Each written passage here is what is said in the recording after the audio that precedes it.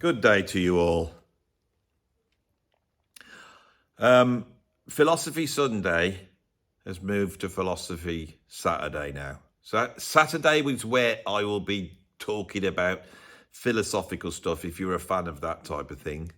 Sunday is now called Andy's Sunday School, and that's where I'll be talking about educational issues and eventually opening up some actual musical educational stuff. But I'm trying to move to it very slowly because I have some ideas that are going to be very different in terms of how to educate people in music. Okay. On this video, the Philosophy Saturday video today, I am going to be talking about authenticity. It is something that crops up over and over again in the comments of my channel. Now, what I will title this, I do not know because I'm not too sure what I'm going to say. But in not knowing what I'm going to say, but having this idea, what you are going to be watching are my thoughts as they happen. And in that process, hopefully, I will be able to open myself up to something which goes beyond my ego and me trying to seem like I know what I'm talking about and that I am a proper person, a proper YouTuber that is professional and has planned what they want to do and has got an idea. I actually haven't got an idea. And so what could happen in the next half an hour or so, it could be anybody's guess. Well, I don't know where I'm going to go with this. Now, the one thing I will be, however, is the author of this video. I've got a cup of coffee. That's hot.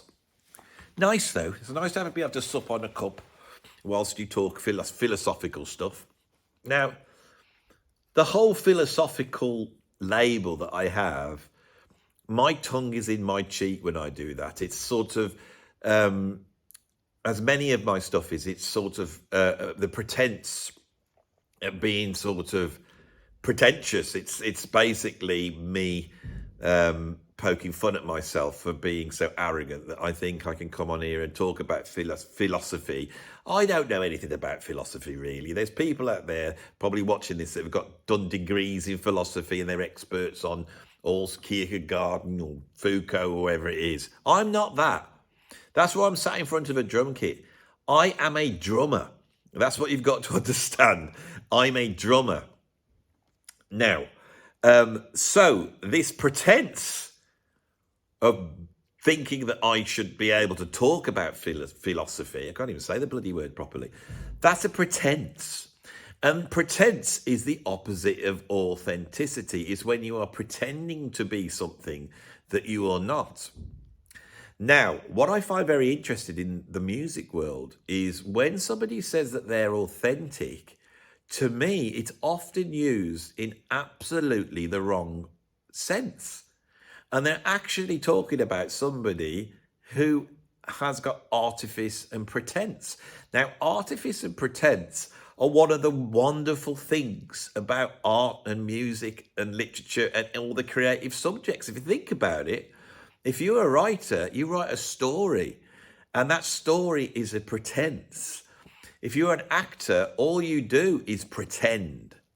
And when you're a musician, most musicians who are truly great inhabit an alter ego within which they reside. I don't think it's possible to put yourself in this situation of standing on a stage and playing music and being good at it, or coming on YouTube and trying to make it look like you know what you're doing. This is a pretense. Artifice, pretense. In film, you have this idea of the auteur theory.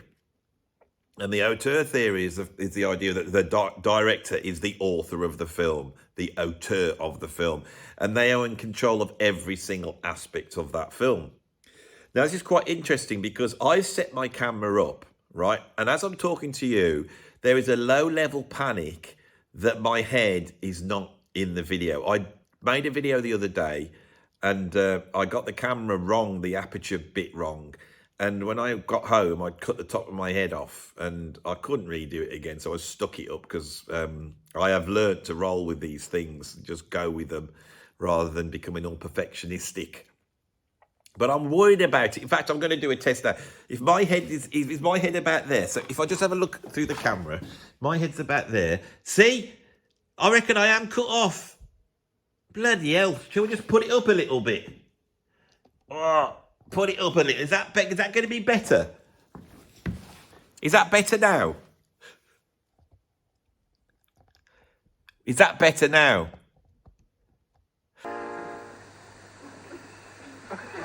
Yes, that's much better. So, if that's the case, a lot of you have been watching this thinking that's getting on my nerves. Andy's head's his head's cut off at the top. He's done it again. Why has he done it again?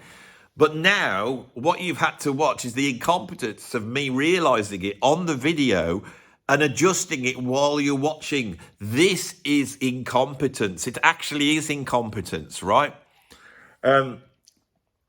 That comes from my anxiety of wanting to put on the pretense of not being competent, but I am incompetent, and I know that, right? I'm a musician. You know, I've probably got ADHD. You know, I'm find it hard to focus. I've got a whole bunch of problems with me. You know, it's like you probably think I'm some wise person, but I am not. I am pretty useless at normal life, especially things that have to be organised, which has been the Achilles heel of this channel right from the beginning, right? I can't handle getting it right now. I'm a creative soul.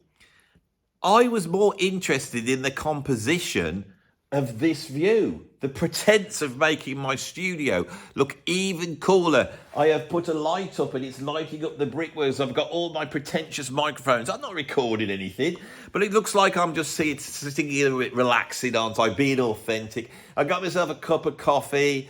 You know, I'm doing a right Adam Neely, aren't I? You know, I've come and sat down. I'm in my big studio, and I'm so cool. I've got it all organised. I've got my drum kit. I've got my mics. I've got my Roland SBDX sample things. I might go and sample a bit of trap after I've done this video. Do something cool and impressive. I've got my big recording studio over there. It's all beautifully lit, you know.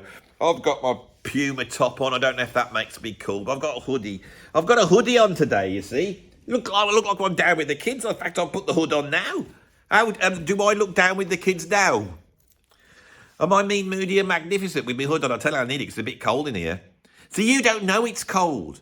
You don't know the reality of here. It's got a bit colder. This room's not heated at the moment. I'm cold. Now I'm worried that the composition's not very good, but my head's in view. And I'm actually still worried that my head's still not in view. That's the bit. When I'm filming, these are the things I'm worried about. Sometimes it puts me off what I'm trying to say. It's not doing it this time, which is why I'm not stuttering. The reason I'm not stuttering is because my brain is clearly on the thing I'm talking about, which is the fact that I'm worried about whether this looks okay. And why do I want it to look okay? Because it's the pretense. It's the artifice. All of this is artificial. Art is artificial. Artificial has the word art in it. Why? And I stumble on these ideas. Where are they coming from? Artifice, art. Weird. So, see, I'm in deep thought then. Andy, when you're doing a Philosophy Saturday video, don't just think it. Just say what you're thinking. So what I was thinking of is that I zipped back to the idea of authenticity and I weighed it in my mind. The idea of being the author of what you're doing, which means fundamentally being you, of finding who you are and what you are. And I think the problem we've got with authenticity is a problem of individualism versus a sort of collective identity idea. So let's get right into the nuts and bolts in music. A lot of music that gets called authentic is usually based upon sorts of some folk form, which we imagine goes back in history to an earlier time. So if you're an authentic blues player, we all know what that means. That means that you have studied the blues greats and you're playing in that style. If you play an electric guitar, it will probably be a Strat. and that strap will be a sort of blonde colour. All right? It's that specific. You might have some sort of hat that you wear, maybe a hat, a cloth hat, a cloth cap type of hat. The cloth cap type of hat, which I haven't got here and which I brought on with me, is the badge of authenticity. As soon as you put one of those on, you are being authentic. You are being authentic to this sort of older folk form. If you're a blues guitarist, you're alluding back to the blues. Now, the blues is actually, in terms of music forms, it's a relatively new form. Indian classical music, Gregorian chant, classical music, African music. All these musics go back, millennia in some cases. The blues has been around really just over a lifetime. It's probably been around since around about 1900. The first recorded blues was Mammy Smith in 1920. And if you use that as an example of the first blues track, you never know, there will be people around still alive that were alive when the very first blues track came out. This is a blink of the eye. And the blues emerges in a time in Western culture where the technology suddenly is exploding. And so blues is rapidly changing. 20 years later, blues artists who have gone already through a process of actually starting out as an urban form and holding your hand with, jazz, especially Chicago School of Jazz, and a lot of the early jazz musicians like Bessie Smith or Leroy Carr actually had a rhythm section, and then throughout the late 20s, 30s, due to recording, there emerges this idea of the Delta blues musicians, which we think are authentic.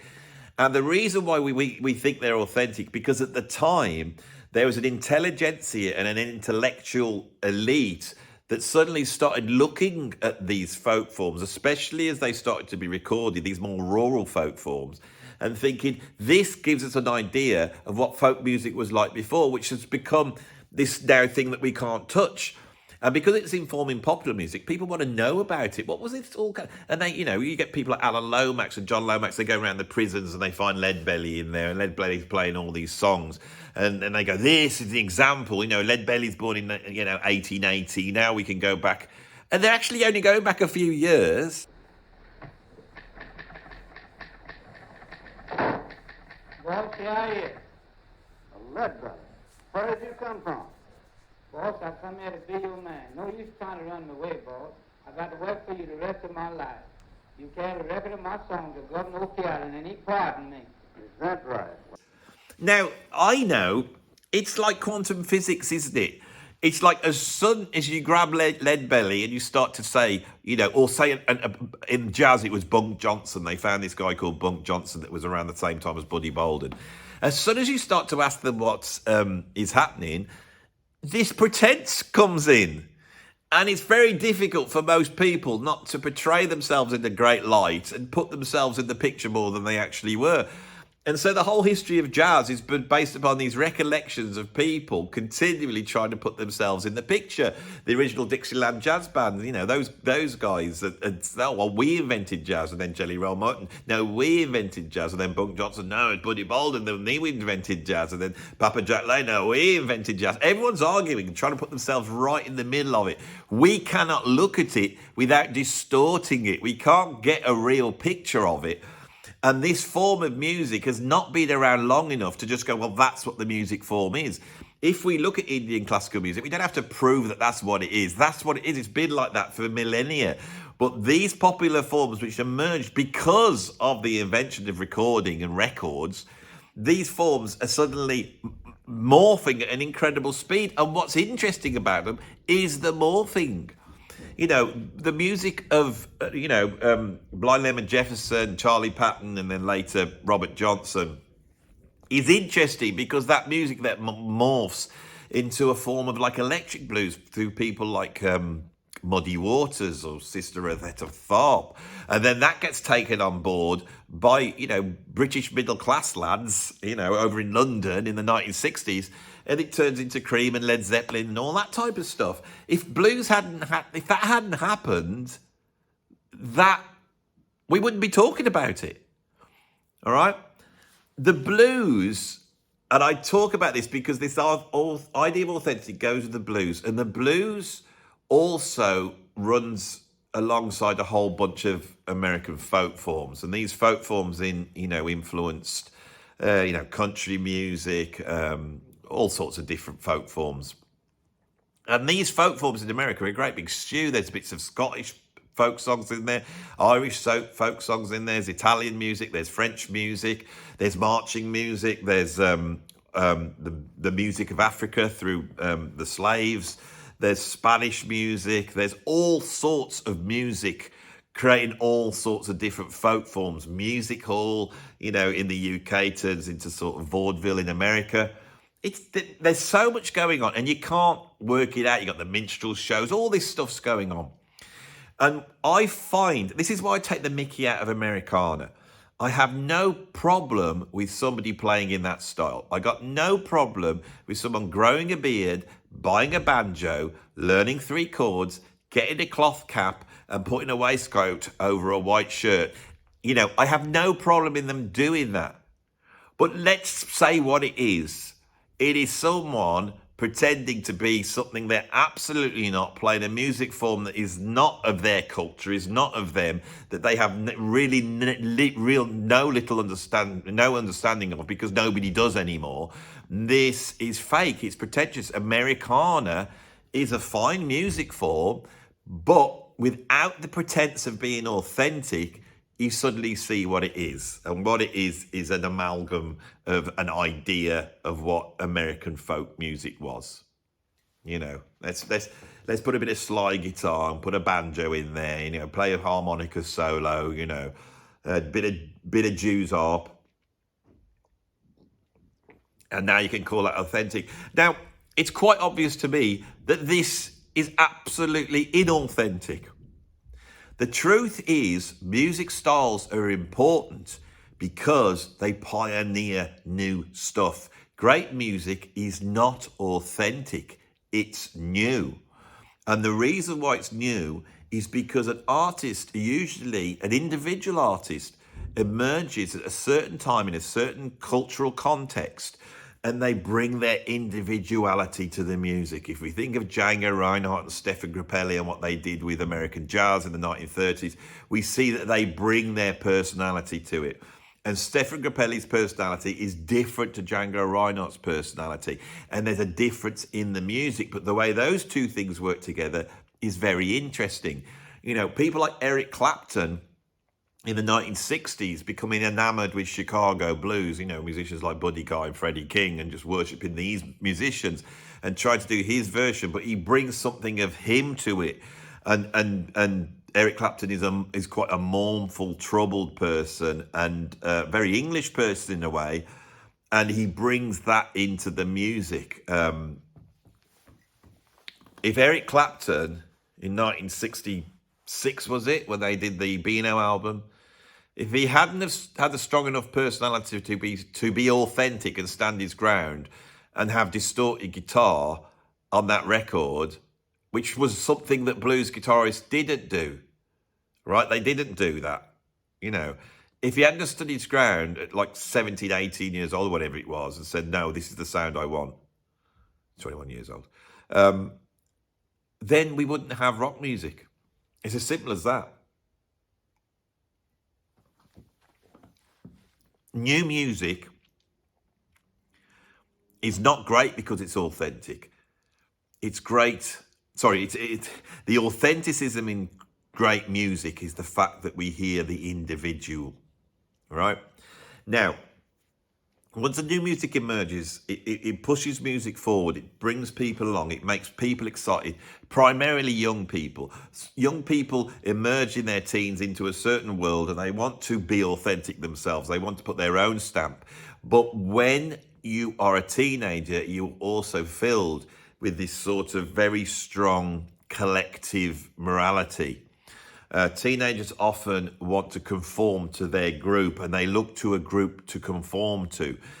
What they want to do is find some sort of new cultural group which they can identify with them, which in a way gives them a sense of themselves, a sense of themselves within the group. I watched an interview with Toya Wilcox this morning, which is absolutely fascinating.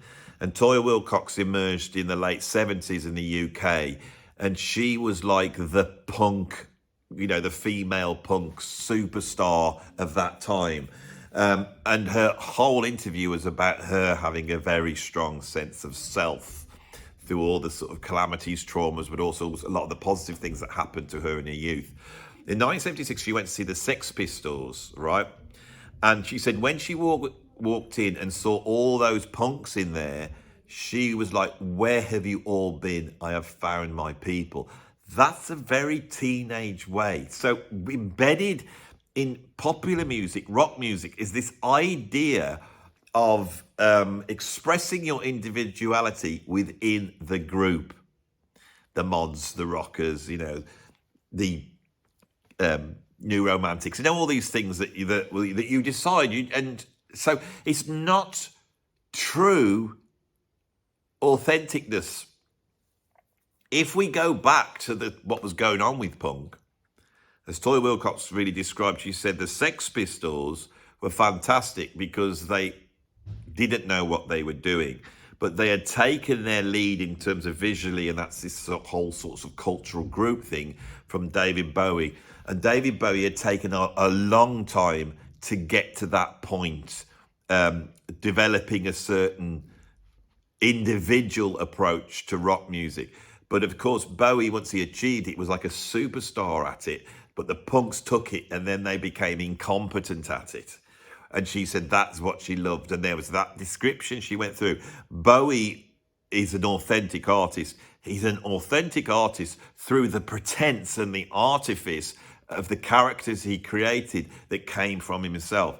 So this idea of authenticity is really troublesome. Now, one of the other things that I found really interesting is obviously since the civil rights movement in the 1960s, which was really about the argument of saying, I'm not a black person, I'm a human being, I want to be treated like a white person, or I want to be treated like a heterosexual person, you should be dealing with me. And that is the basic, underlying message of Martin Luther King's famous, I have a dream speech. As our culture's developed, something which I have seen has existed through humanity all the way through it when you study history, is there is always an argument between the collective and the individual. That is always going on. And so when you say take the issue of race, which is very relevant when trying to understand popular music, there is this idea that to not be racist is for everyone to be treated as individuals, and their race doesn't come into it, against the idea that there is, black power, black pride, there's a white supremacy. There are certain people who want to see, certain groups as being exclusive, and there's other people that want to see them as being inclusive. When we use the word inclusive, again, this can often have a double meaning, where actually they're discussing something which is exclusive. This is also an issue. It's something in terms of philosophy or semantics that we need to try and explore, because these things are confusing. And I feel that this has happened within our view of music, is that what's now seen as being authentic is being true to a certain group identity that attaches itself to that music. And so by conforming to that and to conforming to the moral values that are associated with that identity group, you are being authentic. You have to be inauthentic in yourself. You have to conform to the idea of what the group is. Now, I tell you what's inspired this talk. Last night I watched a film by Spike Lee, brilliant film, called The Black Klansman. And it's very interesting because it's a true story about a black policeman that decides to infiltrate the KKK. And in doing this, he also infiltrates the sort of Black Panthers, the Black Power movement in America. And this film is brilliant in exposing the fault line. It exposes the racism that exists in America. And it really does. By the end of it, I was going, oh my God, this is still going on now. There are still white supremacists. There are still, people arguing for sort of separatism within that. But in the story, this guy, Ron, I'm not going to remember it. He has to be authentic to himself, and that he wants to be a policeman, and the policemen are disliked by the sort of Black Power element that he's infiltrated, but also he creates relationships within that group, which compromise him almost, because there's the human interaction, and there's also the interaction between the white policeman who's Jewish that is then put in to become part of the Ku Klux Klan. And there's a twist in the storyline. It's absolutely fantastic, and it does what art should do, because I came out watching that film. When it finished, I sat there and goes, I don't know what to think.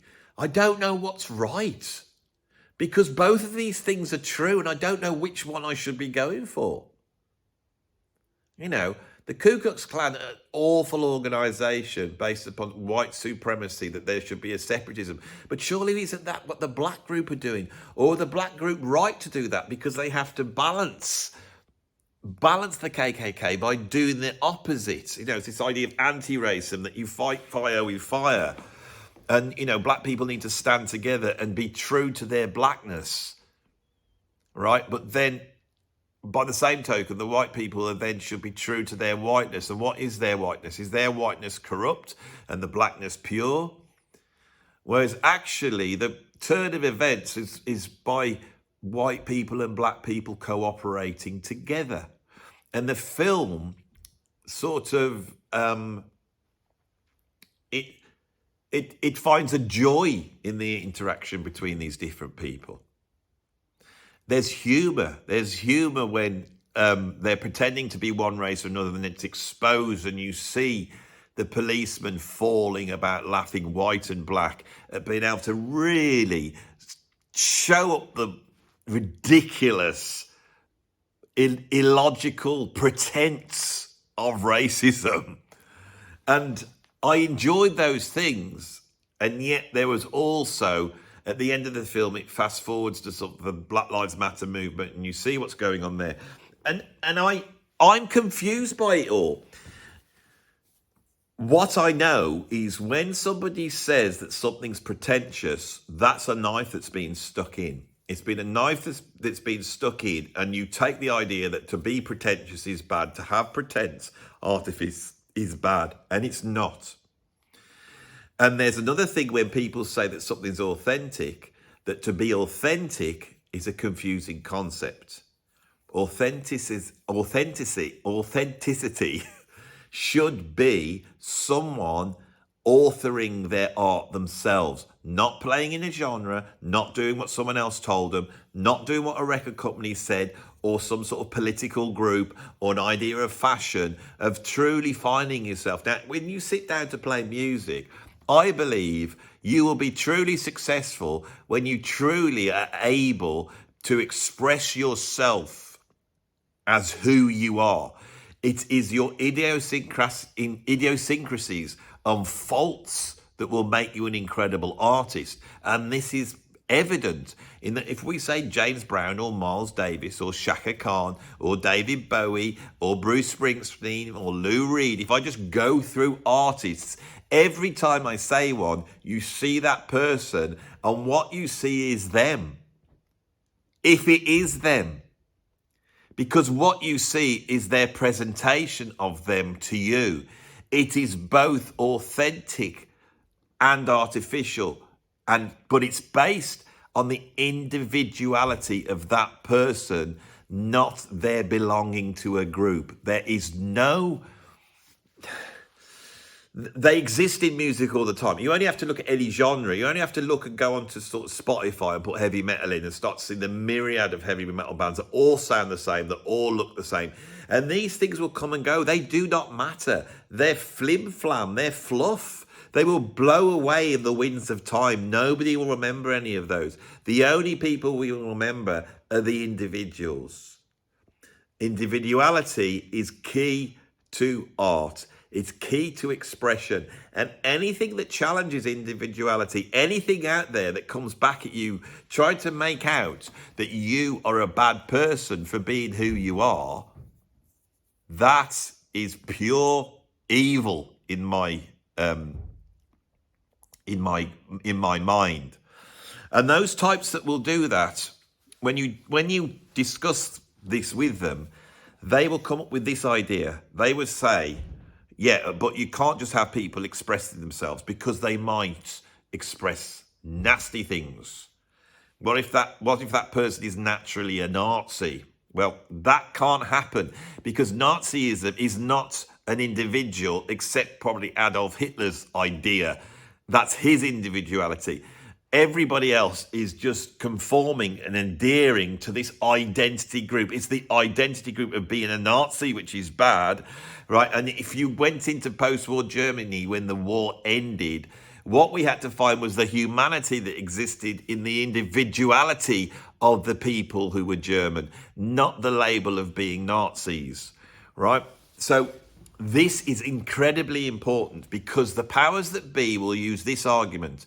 They will say, I'm all for free expression, but it has to be controlled somewhat because some ideas are bad. And if someone expresses those ideas maliciously, then they will cause a problem as they influence all the people, the stupid people, the thick people, the working classes, right? The lower people, the less intelligent, the people not part of an elite, all those stupid people in the UK that once voted Brexit, all the ones who follow in America Trump, all those thick people, they're easily influenced. So we need to censor and control.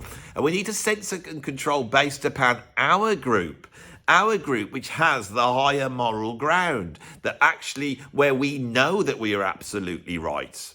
Do you? Because on this video, I have tried my best to expose the fact that what you are doing, if you are thinking in that way, could be as malicious and evil as the very thing you are trying to counteract, which I believe you are honestly trying to counteract and is a worthy thing. We have to be authentic. And if someone's authenticity is something which is malicious, we have to work it out that it's malicious. It's not a done deal, right? It's not a done deal just to assume that their authenticness is malicious. It has to be weighed, and it's weighed in the realm of arts. And believe me, if you leave things the way they are, they will naturally show themselves up. Always. Always. You just need to let things be. You know, a lot of the time, culturally, it's like you're sitting in a bath of culture and it's all kicking off around you, and all the water's so choppy that it's stressing you out and you just want the waters to still.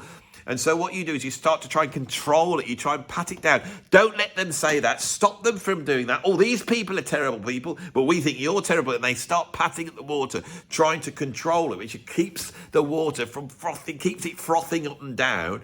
And the only way to get there is to adopt some sort of Taoist Zen approach to life, which is just to let things be whatever they are. Just to settle, just to let them be what they are. And what you're watching now, to come back to the beginning of this video, is someone who's tried their best to do that on video. I've tried to sit in here and just let wherever I'm at now, and this is influenced by a film I watched last night, a conversation I had with someone else. All these things have informed it. And I'm going to talk and tell you what I think. And I'm going to try and be authentic.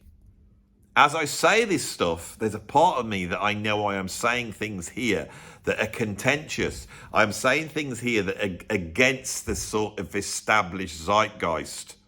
You know, things that may seem less than politically correct or less than rooted in identity politics. It seems like I'm poking a stick at identity politics, and I am.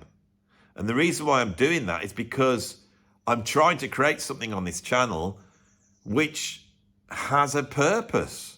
And the purpose is to question this stuff, all right, before the culture comes along and goes,